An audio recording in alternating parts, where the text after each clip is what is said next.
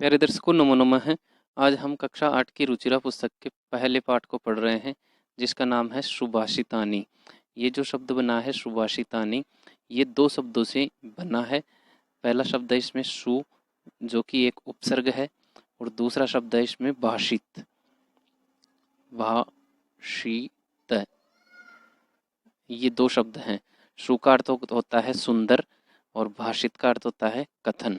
और ये जो भाषित शब्द है नपुंसकलिंग में होता है। जिस तरह से फलम, फले, फलानी के रूप चलते हैं, वैसे ही भाषितम, भाषिते, भाषितानी की तरह से इसके रूप चलते हैं। तो ये सातों विभक्तियों में इसके रूप चलते हैं। तो भाषित का अर्थ हो गया कथन या वचन, सु का अर्थ हो गया सुंदर, तो सुंदर वचन इस शब्द का अर्थ हुआ है। चलिए हम शुरुआत करते हैं। शुरुआत करने से पहले आपसे रिक्वेस्ट है, यदि आपने चैनल को सब्सक्राइब नहीं किया है तो चैनल को अवश्य सब्सक्राइब करें। वीडियो के नीचे सब्सक्राइब लिखा हुआ मिलेगा आपको, इसको आपको यहाँ से क्लिक करना है। चलिए हम पाठ शुरू करते हैं। पाठ में सबसे पहले एक श्लोक है और उसका परिचय है, पाठ का परिचय। वो पाठ का परिचय हम कर लेते हैं। पहले देख लीजिए, सुभाषित शब्द सु प्लस भाषित, इन दो शब्दों के मेल से संपन्न होता है। संपन्न होता है मतलब बनता है। सु का अर्थ सुंदर, मधुर तथा भाषित का अर्थ वचन होता है, जो कि मैं आपको पहले ही बता चुका हूँ। इस तरह सुभाषित का अर्थ सुंदर, मधुर वचन है। प्रस्तुत पाठ में सुक्ति मंजरी, नीति शतकम, मनुस्मृति, शिशुपाल वधम, पंचतंत्रम से रोचक और विचारपरक श्लोकों को संग्रहित किया गया है। संग्रहित करना का अर्थ होता है इकट्ठा किया गया है। और ये जो है नीति शतक, सूक्ति मंजरी, मनुस्मृति, ये संस्कृत के प्रसिद्ध ग्रंथ हैं। चलिए हम अब पाठ के श्लोक को देखते हैं एक एक करके। पहला श्लोक है, गुणा गुणज्ञेषु गुणा भवन्ति, ते निर्गुणं प्राप्ये भवन्ति दोषाः, सुस्वादुतो याः प्रभवन्ति नद्यः, समुद्रमासाद्य भवन्ते पेयाः। अर्थात गुणा यानी गुण, गुणज्ञेषु यानी गुणों के जानकार में, गुणा यानी गुण, भवन्ति यानी होते हैं। अर्थात गुण गुणों के जानकार में ही गुण कहलाते हैं। पहली पंक्ति का अर्थ हुआ गुण गुणों के जानकार यानी गुणवानों में ही गुण कहलाते हैं। ते निर्गुणम प्राप्ये भवन्ति दोषाः, ते यानी वे कौन? गुण। वे निर्गुणम प्राप्ये यानी गुणहीन को प्राप्त करके, गुणहीन व्यक्ति में जाकर के, प्राप्य यानी प्राप्त करके, भवन्ति यानी हो जाते हैं, दोषा यानी दोष। अर्थात गुण गुणवान व्यक्ति में ही गुण कहलाते हैं। यदि वे दुष्ट व्यक्ति में आ जाएं या गुणहीन व्यक्ति में आ जाएं तो दोष कहलाने लगते हैं। इसका एक दृष्टांत दिया है, उदाहरण दिया है उन्होंने। सुस्वादु तोयाः प्रभवन्ति नद्यः। सुस्वादु तोया, सु यानी सुंदर या मधुर, स्वादु यानी स्वादिष्ट, तोया यानी जल वाली, मधुर स्वादिष्ट जल वाली, प्रभवंती यानी बहती हैं, नद्य यानी नदियाँ। नदियाँ मधुर स्वादिष्ट जल लेकर के बहती हैं। समुद्रम आसाद्य, समुद्र को प्राप्त करके, समुद्र में पहुंच करके। समुद्रम प्लस आसाद्य, ये दो शब्द हैं यहाँ पर। तो समुद्र में पहुंच करके, भवन्ते पेया, भवन्ति यानी हो जाती है, अपेया मतलब पीने लायक नहीं, यानी पेय नहीं हो। अर्थात मधुर स्वादिष्ट जल बहने वाली नदियां समुद्र में पहुंच करके अपेय हो जाती हैं, यानी पीने लायक नहीं रहती है। यहाँ पर देखिए, ये भवन्ते अपेय है, ये यहाँ पर संधि है, तो इसमें दो शब्द हैं, भवन्ति और अपेय। प्लस में क्या है? अपेय। तो अपेय का अर्थ हो गया पीने योग्य, अपेय का मतलब हो गया जो पीने के योग्य नहीं होती है। एक बार फिर से मैं इसका अर्थ बताता हूँ। गुण गुणवान व्यक्ति में ही गुण कहलाते हैं, वे गुणहीन में पहुंच करके दोष बन जाते हैं। मधुर और स्वादिष्ट जल वाली नदियाँ समुद्र में पहुँच करके पीने योग्य नहीं रहती। ये इस पहले श्लोक का अर्थ है। चलिए दूसरा श्लोक हम समझते हैं। साहित्य संगीत कला विहीन है, साक्षात पशु पुच्छ विषाणहीन है। तृणं न खादन्नपि जीवमान, तद्भागधेयं परमं पशूनाम।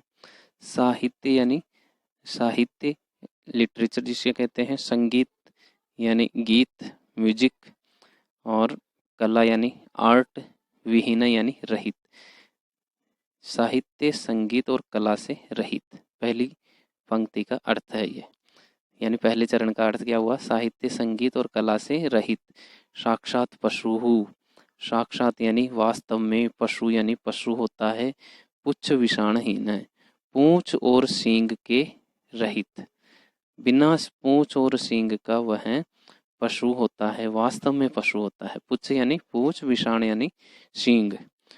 यानी जो व्यक्ति साहित्य संगीत और कला से रहित होता है वह बिना पूंछ और सींग का जानवर होता है। पहली दो चरणों का अर्थ हुआ। चलिए दूसरे का देखते हैं। तृणम न खाद नपि जीवमान। तृणम न खादन, घास न खाते हुए भी, खादन प्लस अपी है यहाँ पर, न खाते हुए भी, अपी का अर्थ होता है भी, जीवमान यानी जीवित रहता हुआ। तद भागधेयम, वह भाग सौभाग्य है। तद भागधेयम, बड़े सौभाग्य की बात है। परमम यानी बड़ी, पशु नाम यानी पशुओं के लिए। वह जो बिना पूंछ और सींग का जानवर होता है वह घास न खाते हुए भी जीवित रहता है।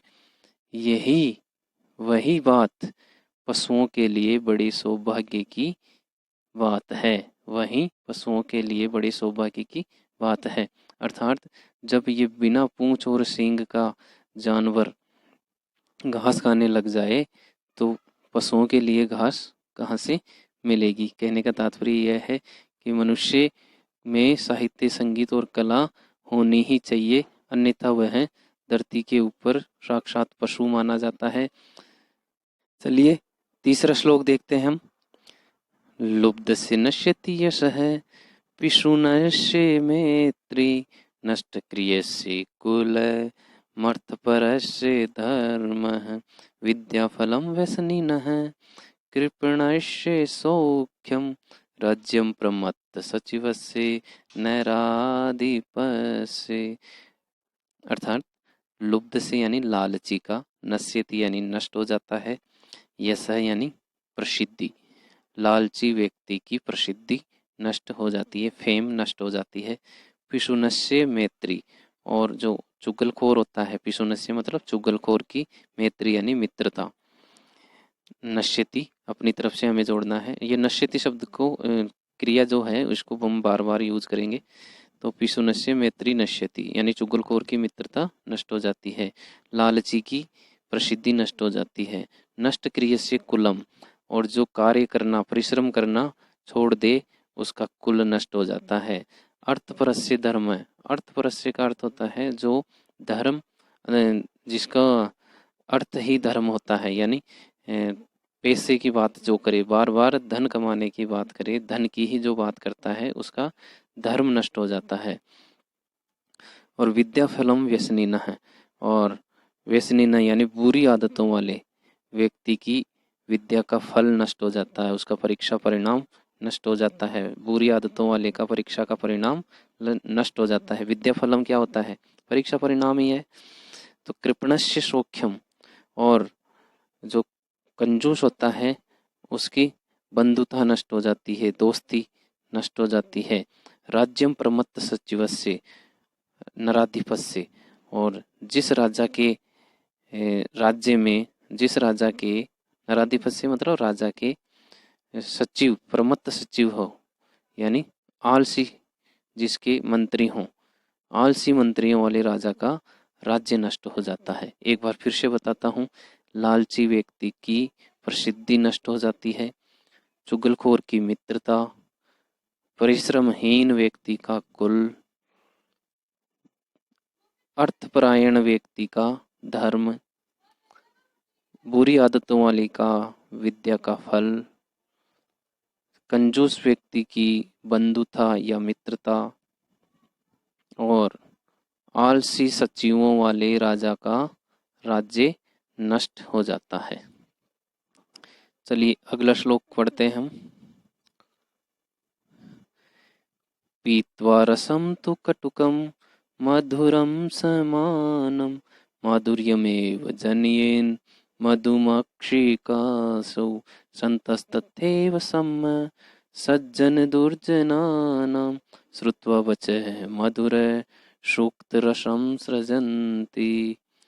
पीत्वा रसम तु कटुकम, पीत्वा मतलब पी करके, रसम यानी रस को, तु यानी तो, कटुकम यानी कड़वा, मधुरम यानी मीठा, समानम यानी समान रूप से, माधुर्यमेव मधुर को ही यानी मीठे को ही, जनियत यानी उत्पन्न करती है, मधुमक्षिका यानी मधुमक्खी, असौ यानी यह, वह मधुमक्खी समान रूप से कड़वा और मीठा रस पी करके मीठे को ही जन्म देती है, मीठे को ही उत्पन्न करती है, यानी शहद के रूप में मधुर को ही वह उत्पन्न करती है।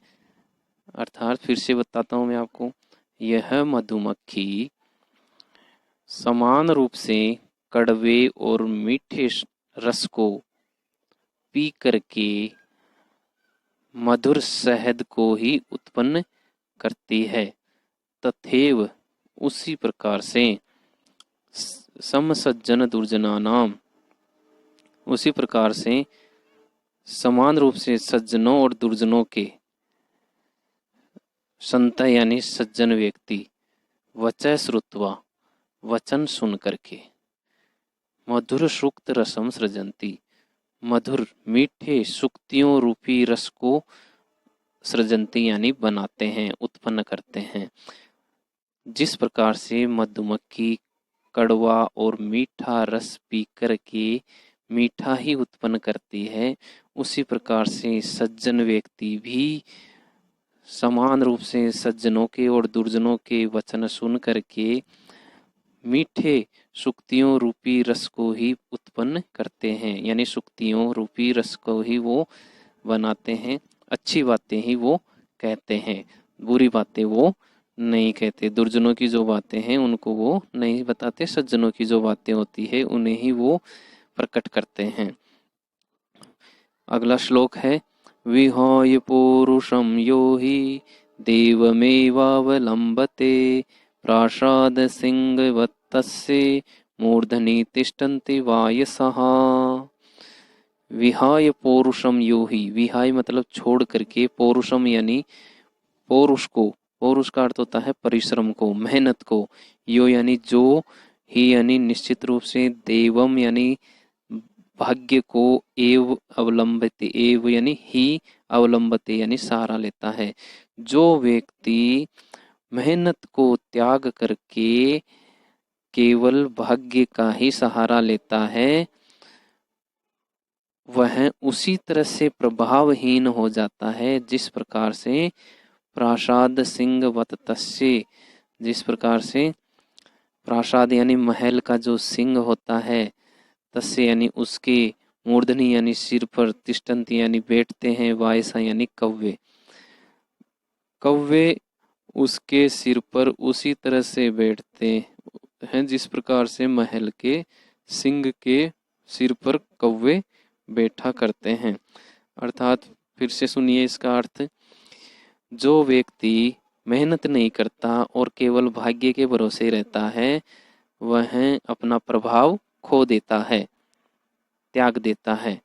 जिस प्रकार से महल का जो शेर होता है उसके सिर पर कौवे बैठा करते हैं, कौवों को उसका प्रभाव बिल्कुल भी नहीं लगता, डर नहीं लगता उनको। चलिए अगला श्लोक है छठा, पुष्प पत्र फल छाया मूलवल्कलदारुभिः धन्यामहीरुहा येषां विमुखान् यान्ति नार्थिनः। यहाँ पर देखिए गलत मिस्टेक है, यहाँ पर विमुखा है ये। तो पुष्प पत्र फल छाया, पुष्प यानी फूल, पत्र यानी पत्ते, फल यानी फल फ्रूट, छाया मतलब छाया, मूल यानी जड़, वल्कल यानी छाल, दारूबी यानी लकड़ी से। पुष्प पत्र फल छाया जड़ छाल और लकड़ी से। महिरुहा धन्य, महिरुहा यानी पेड़ धन्य हैं, ये भाग्यशाली हैं, धन्य हैं। ये शाम जिनके अर्थिन है, यहाँ देखिए न प्लस अर्थिन है तो न यानी नहीं, अर्थिन यानी याचकगण मांगने वाले।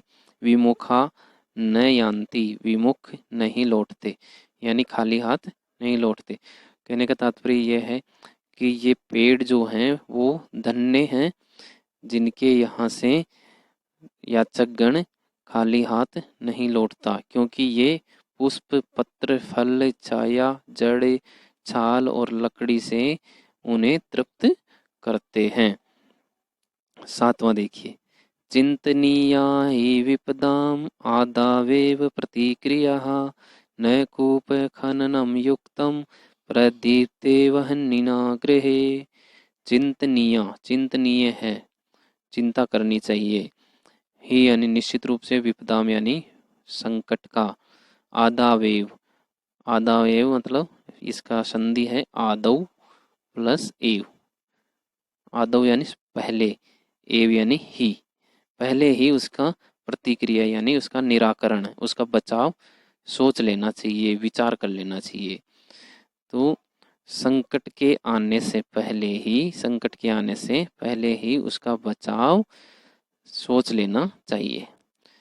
क्योंकि न कूप खननम युक्तम, नहीं है कूप खननम कुएं को खोदना, युक्तम मतलब उचित, कुएं को खोदना उचित नहीं है। प्रदीप्ते वह्निना गृहे, घर के प्रदीप्त हो जाने पर, घर के आग से प्रदीप्त हो जाने पर, घर में आग लग जाने पर कुआं खोदना उचित नहीं है। फिर से सुनिए इसका अर्थ, विपदा के आने से पहले ही उसका बचाव, उसका निराकरण सोच लेना चाहिए, क्योंकि घर में आग लग जाने पर या घर की आग से प्रदीप्त हो जाने पर कुआं खोदना उचित नहीं है। ये इस पाठ के श्लोक हुए। अब इसके बाद इसके शब्दार्थ हैं, इन शब्दार्थों को आप पाठ को शुरू करने से पहले ही देख ले तो अच्छा है। और अब इस पाठ के शब्दार्थों को आपको कॉपी में लिखना है। बीच बीच में देखो संधि शब्द भी दिए हुए हैं, इनको भी आप अच्छे से याद करें। चलिए, इधर भी दिए हुए हैं अगले पेज पर भी, इनको आप नोट कर लीजिए। फिर है अभ्यास प्रश्न, पाठ्य दत्तानाम पद्यानाम सस्वरम वाचनम करो, तो जो कि हमने कर रखा है आप कर लीजिए। जैसे जैसे मैंने श्लोक पढ़ाए हैं आप आराम से उनको उच्चारण का अभ्यास कीजिए। दूसरा श्लोक है, इसमें श्लोकांश है, इनको हमें फिल करना है खाली स्थान में। समुद्रम आसाद्य भवन्ते पेय, ये लिखना है, भवन्ते पेय। श्लोक देख करके पढ़ना है। श्रुत्वा वचः मधुरम, वचः मधुर सुक्त रसम सृजन्ति, संतः वचः श्रुत्वा, श्रुत्वा वचः मधुर सुक्त रसम सृजन्ति तद्भागधेयम परमम। आप श्लोक देख करके इनको भर सकते हैं, यहाँ फिर भी मैं आपको हिंट के रूप में लिख देता हूँ। विद्याफलम व्यसनिनः, व्यसनिन यानी बुरी आदतें वाले का विद्या का फल नष्ट हो जाता है। विहाय पुरुषम यो ही अवलंबते देवम एव, यहाँ पर देवम आ जाएगा, देवम यानी भाग्य। चिंतनीय ही विपदाम आदौ, आदौ मतलब शुरुआत में ही, प्रारंभ में ही। चलिए अगला प्रश्न है, एक पदेन उत्तरत, तो एक पदेन लिखत आया है यहाँ पर प्रश्नानाम उत्तराणि एक पदेन लिखा था, एक शब्द में उत्तर लिखना है। व्यसनिना किम नश्यति, तो इस व्यसनिना है विद्या फलम, ये लिखना है आपको, विद्या फलम। कस्य यश नश्यति, लुब्धस्य यश, लुब्धस्य। फिर मधुमक्षिका किम जनयति, मधुमक्खी क्या उत्पन्न करती है, माधुर्यम, यानी शहद को जन्म देती है, शहद को उत्पन्न करती है। अगला है इसमें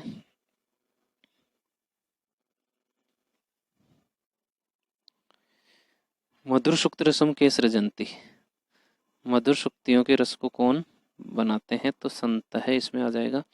अर्थी न केव्य विमुखा न यान्ति, याचक गण किनसे खाली हाथ नहीं लौटते, विमुख नहीं होते, तो ये महीरुहेव्य, महीरुहेव्य मतलब पेड़ों से, महीरु रुहेव्य, महीरुहेव्य या वृक्षेभ्य लिख सकते हो, वृक्षेभ्य, केभ्य आया ना इसलिए। चलिए अगला प्रश्न है अपना चौथा, अधोलिखित तद्भव शब्दानाम कृत्य पाठात सित्वा संस्कृत पदाने, पाठ में से संस्कृत शब्द लिखना है। कंजूस के लिए कृपण आया है, फिर आया है कड़वा के लिए कटुकम, कटुकम। पूंछ के लिए आया है उच्च है, फिर लोभी के लिए लुब्ध है,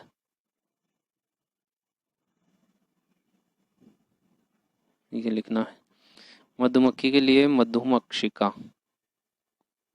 मक्षिका। फिर तिनके के लिए आया है तृणम, यहाँ लिख देता हूं मैं, देख लेना आप। तृणम न खादन न जीवमान, तृणम है ये, तृणम अण है ये। आगे है पांचवा, अधोलिखितेषु वाक्येषु कर्तृपदम क्रियापदम च चित्वा लिखत। कर्तृपद और क्रिया, कर्तृ क्या होता है, कर्तृ होता है कर्ता, सब्जेक्ट बताना है। क्रिया क्या होती है, उसकी वर्ब होती है धातु रूप, धातु रूप बताने हैं। और आपको शब्द बताना है, कर्ता में प्रथमा विभक्ति के शब्द को और धातु रूप को बताना है। तो कर्ता में तो प्रथमा विभक्ति वाला शब्द और क्रिया में धातु रूप, ये दो लिखना है। तो संत है मधुर सुक्त रसम सृजंती, संत है यहाँ पर कर्ता हो गया, सृजंती क्रिया हो गई। निर्गुणम प्राप्य भवंती दोषा, यहाँ पर दोषा शब्द जो है वो कर्ता हो गया और भवंती क्रिया हो जाएगा। फिर गुणज्ञेषु गुणा भवंती, तो गुणा इसमें सब्जेक्ट हो जाएगा और भवंती क्रिया है। फिर मधुमक्षिका माधुर्यम जनियत, तो मधुमक्षिका इसमें सब्जेक्ट हो जाएगा और जनयेत क्रिया हो जाएगी, जनयेत। फिर है पिशुनस्य मैत्री यश है नाशयति, तो ये पिशुनस्य मैत्री सब्जेक्ट हो जाएगा। ये इतना शब्द आपको यहाँ लिखना है। और नाशयति जो शब्द है क्रिया हो जाएगा, नाशयति। इसमें मैत्री शब्द भी आप अकेला लिख सकते हैं, कोई दिक्कत नहीं है। मैत्री इसमें सब्जेक्ट है और नाशयति क्रिया है। नद्य समुद्रम आसाद्य अप्ययः भवन्ति, तो यहाँ नद्य सब्जेक्ट हो जाएगा और भवन्ति क्रिया हो जाएगा। इसके बाद है छठा प्रश्न, रेखांकित पदानि आधृत्य प्रश्न निर्माणम करोतु, रेखांकित शब्दों के आधार पर प्रश्न का निर्माण कीजिए। इसमें जो रेखांकित शब्द है उसके स्थान पर प्रश्नवाचक शब्द लिखना है, किम या जो सप्तककार हैं उनमें से, और लास्ट में क्वेश्चन मार्क लगाना है फुल स्टॉप की जगह पर। तो बाकी शब्दों को ऐसा का ऐसा लिखना है। तो गुणा की जगह पर हो जाएगा के, किम शब्द का बहुवचन में, प्रथमा के बहुवचन में के होता है। के गुणज्ञेषु गुणा भवन्ति, और लास्ट में क्वेश्चन मार्क लिखना है। नद्य के लिए हो जाएगा काहा, स्त्रीलिंग में काहा, और लास्ट में प्रश्न चिन्ह। लुब्धस्य का हो जाएगा कस्य, और लास्ट में प्रश्न चिन्ह यशः नश्यति लिख करके। मधुमक्षिका का हो जाएगा का, और फिर क्वेश्चन मार्क मूर्धनी यानी फिर कुत्र या कस्मिन, दोनों में से आप कोई भी लिख देंगे मूर्धनी की जगह पर, और बाकी शब्दों को ऐसा कैसा लिख करके लास्ट में प्रश्न चिन्ह लगा दो। इसी प्रकार से उदाहरणानुसार हम पदानि पृथक कुरु, उदाहरण के अनुसार शब्दों को अलग अलग करना है। जैसे समुद्रम आसाद्य, समुद्रम प्लस आसाद्य, तो आगे जो शब्द दिए हुए हैं उनको भी ऐसे ही करना है। तो कर देते हैं, चलिए। माधुर्यम एव, तो इसमें माधुर्यम ऐसे लिखना है, और एव इधर। अल्पम एव, अल्पम एव। सर्वमेव, सर्वम प्लस एव। देवमेव, देवम एव। महात्मनाम उक्ति, महात्मनाम प्लस उक्ति। फिर लास्ट है विपदाम, विपदाम प्लस आदावेव, आदावेव, ये करना है। इसके बाद देखिए योग्यता विस्तार दिया हुआ है। योग्यता विस्तार में इस पाठ का परिचय दिया हुआ है और कुछ श्लोक एक्स्ट्रा आपको दिए गए हैं तैयार करने के लिए। तो जो एक्स्ट्रा श्लोक दिए हैं उनका अर्थ मैं आपको थोड़ा थोड़ा करके बता देता हूँ, आपको मजा आएगा।